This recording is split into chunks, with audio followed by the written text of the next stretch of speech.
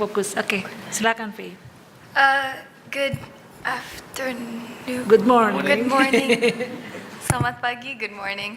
I was just gonna ask. I was wondering, berapa orang dari bapak-bapak dan ibu-ibu sekalian? How many people from all the men and women here? How many of you have kids? Have children? That's a fair amount. Thank you. I was thinking, when I was making the presentation, I was thinking that my parents have always pushed me to become the best person I can be, to give back to society. And my question to you is, next, what do you want for your children and what do you want for their future? What responsibility will you take to ask your children to be responsible for this next generation? How are they going to impact their children and their children and their children? How are what we do to our children going to affect them in later years, in 20, 30, even 100 years? Life has always been fair to me. I can complain about grades, I can complain about school, I can complain about friends, but life has always been good to me. Saya selalu punya teman-teman yang they're always with me. I always have parents who always push me, and I've never had an actual reason to complain. I've never been hungry. I've never lived on the side of the road alone. I have never been trafficked. I've never been raped. I've never been sold. I've never sold my body for prostitution. If you have kids, maybe if you don't, you can imagine that you know that you want the best for your children.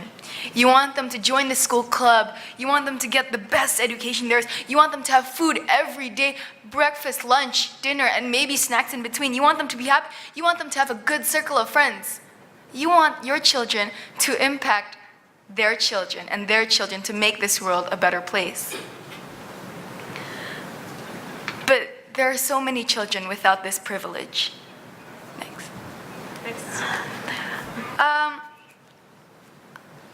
I'll be honest, I'm a kid. I don't like to listen to speeches over and over and over again. It's so hard for me to sit still, to not talk, and to stay still.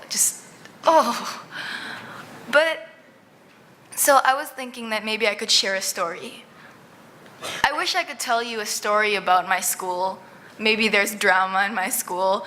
Maybe my non-existent love life, maybe my dog, I just had a new puppy, but I can't tell you a story about that. All I can tell you is about a girl named Sarah. Next. Sarah's under 18. Just, terus aja, Pak, satu, okay. Sarah's under 18. She dropped out of school when she was in 5th grade because her family was starving. She was near the brink of poverty. She had siblings, and she lived with her mother, and they were all hungry. So Sarah dropped out of school at 5th grade. She had a lack of education. She had no money because of low economy at the time. So she was forced to find a job. She went through a few jobs, and she found a job in a laundromat. And in that laundromat, the boss raped her. No one would believe her. Rape culture. And after a while, she quit that job. She got another job and she was raped again. She quit again, she got another job, she was raped again. So she quit again, and finally she found an okay job as a dancer, and they were going to fly her to Malaysia. She started to suspect, she talked to her friends, she was like, hey, I think they're gonna sell our bodies. And they're like, no. They don't have education, they don't have money. They're desperate, they need this money. And it turns out she was right. She was saved by GAT, Gerakan Anti-Trafficking Indonesia, and in Batam, and they brought her to our safe house. I'm not telling you all the gory details. I'm not telling you how her face looked when she told us the story, how her face looked when she was saying that she was raped. I can't tell you how she felt at the time because she's not me, because life is fair to me, because I had an education, I have parents, I have money, I have a house, I have food on the table from morning until dinner. So I can't tell you how she felt at the time, but I can tell you that nobody was there to help her until the very end, when she was already raped. And I don't specialize in rape. I specialize in prostitution, human trafficking, specifically child trafficking. And that's why the SDGs mean so much. This one story, among others, can amount to many, many violations of the SDGs. First of all, no poverty. What drove her to go find a job? What drove her to find jobs that ended up being dead ends? Poverty. Poverty that started because she had no quality education. And that roots back to poverty, bahwa she didn't have enough money to be able to go to school, especially for her and her siblings and her single mother. Next, we have gender equality. The fact that just as a woman, it's so dangerous and so easy to be raped nowadays that you can get a job and your boss will rape you. That women have to be afraid to find jobs. That women have to be afraid to just walk around.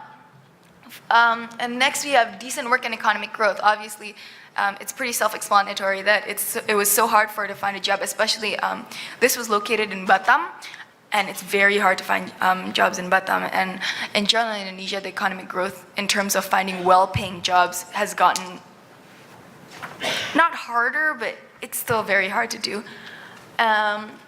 11 sustainable cities and communities where people can feel safe. That in itself is, again, jobs. You get raped in those jobs. How is that a sustainable and safe community for a child? She is below 18 until now. So can you imagine how old she was when she was raped in that laundromat looking for a job? And last of all, 16, to find peace, justice, and strong intuitions. She was only saved in the last day, right before she was shipped to be sold her body. Can you imagine if we were too late? If we didn't save her before she had to sell her body?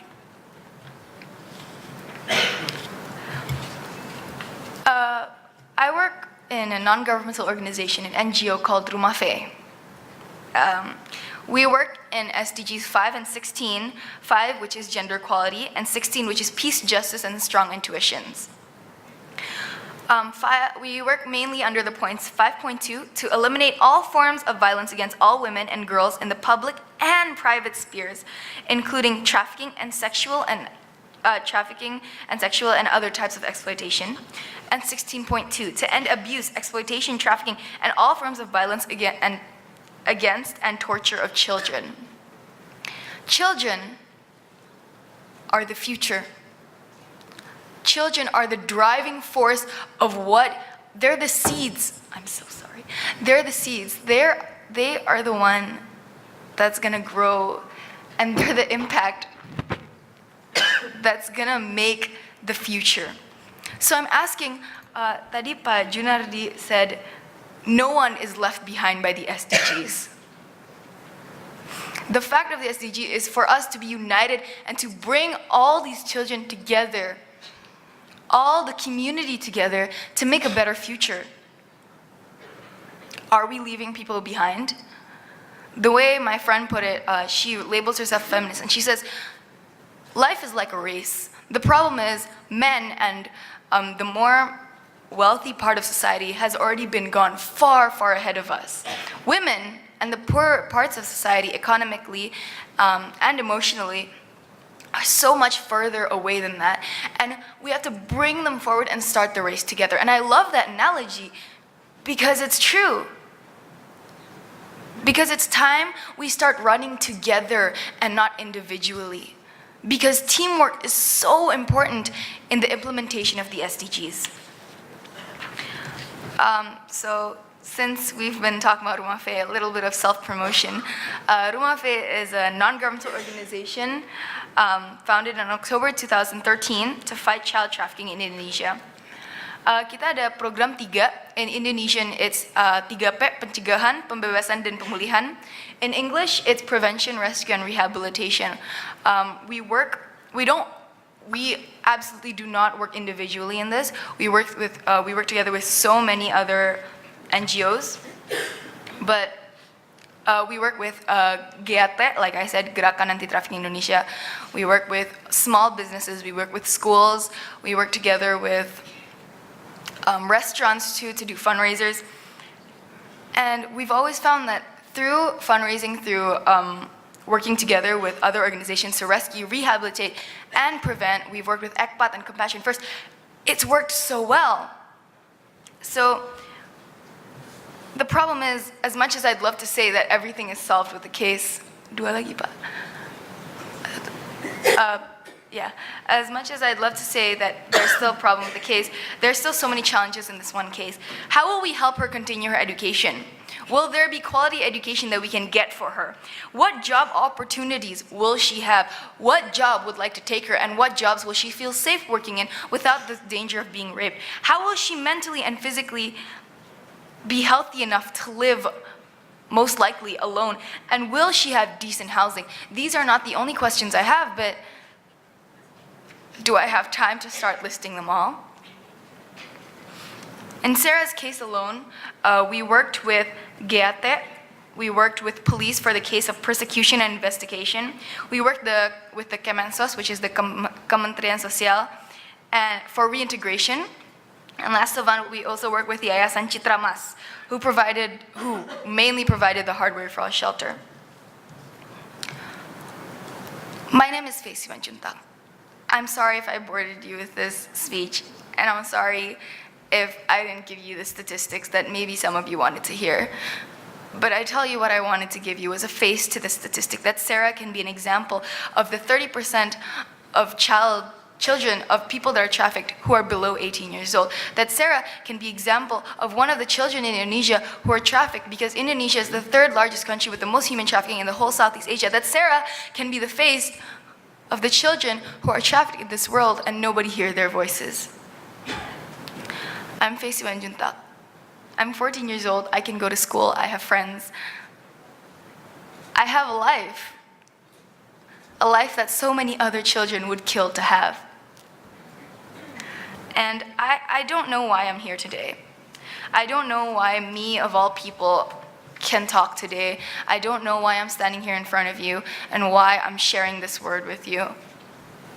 I bet you all that there's a child out there who can make better speeches, who can walk up to the stage without feeling nervous, who has the cure for cancer, who can get all A's in all her classes. But where is she? She's in a brothel, she's alone, she's playing with bola bekel, and she's just been raped.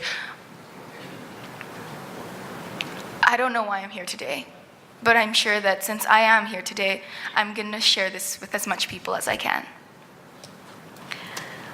Thank you. Please visit our booth.